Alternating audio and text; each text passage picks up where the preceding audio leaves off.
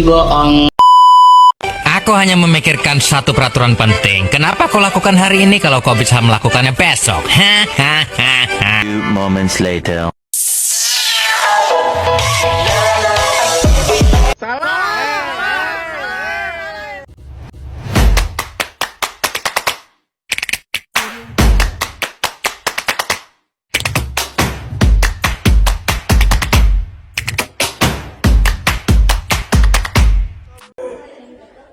Assalamualaikum warahmatullahi wabarakatuh. Saya Dina Indah Kristiana dari kelas 11 MP2.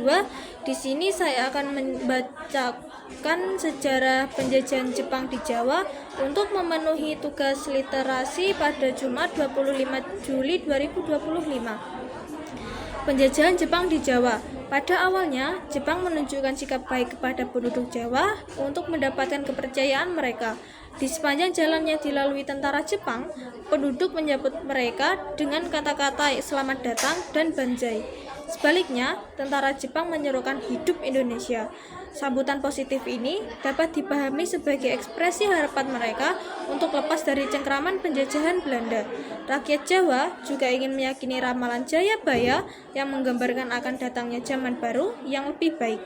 Akan tetapi, akan ada masa peralihan yang didominasi oleh orang tertil yang berlangsung selama hidup tanaman jagung.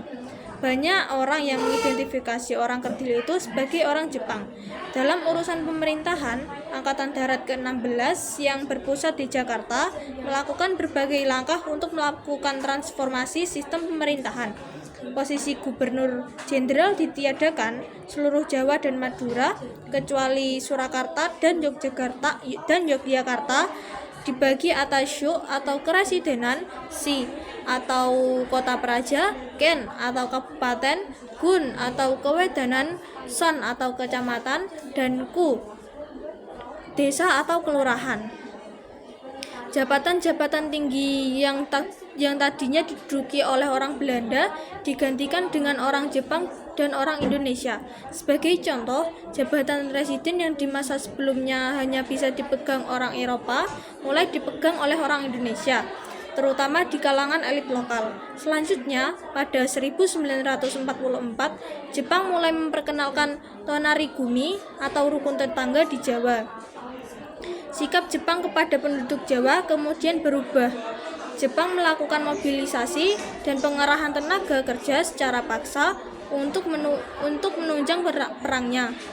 Penduduk di Jawa juga diwajibkan untuk menyerahkan padi untuk kebutuhan pasukan Jepang. Beras yang diambil Jepang kemudian dikirim ke wilayah timur. Namun sayangnya pengiriman ini sering gagal karena serangan sekutu. Oleh karenanya, Jepang memaksa rakyat untuk menyerahkan padi lagi untuk menggantikan kehilangan tersebut. Akibatnya, penduduk mengalami kekurangan gizi. Penduduk didorong untuk makan bahan makanan alternatif seperti singkong, jagung, dan ubi. Kekurangan pakaian juga terjadi di mana-mana selama penjajahan Jepang di Jawa. Berbagai penderitaan ini yang kemudian memancing perlawanan bangsa Indonesia. Itulah sejarah penjajahan Jepang di Jawa. Terima kasih. Assalamualaikum warahmatullahi wabarakatuh.